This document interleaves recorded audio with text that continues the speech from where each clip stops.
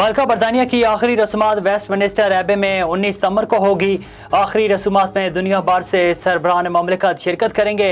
आंजहानी मलका की तदफीन Windsor castle से मुत्तसिल सेंट चार्ल्स चैपल में होगी। शाह चार्ल्स ने 19 सितंबर को बरतानिया में आम तातील का ऐलान कर दिया। चार्ल्स बाज़ाब्ता तौर पर बरतानिया के नए बादशाह बन गए। लंदन में तकरीब में शाह चार्ल्स ने हलफनामे पर दस्तखत किए। तकरीब से खिताब के दौरान बादशाह चार्ल्स का कहना था कि वो खुद मुख्तारी की भारी जिम्मेदारियों से वाकिफ हैं। अमरीकी रुकन कांग्रेस शैला जैक्सन ने ह्यूस्टन में फंड रेजिंग तकरीब से खिताब किया और इस मौके पर शैला जैक्सन ने कहा कि पाकिस्तान के सैलाब से मुतासर इलाकों के दौरे के बाद अमरीकी इंतजामिया को सूरत हाल से आगाह कर दिया था, जिसके नतीजे में बाइडन इंतजामिया ने मजीद $20 मिलियन की मंजूरी दे दी है।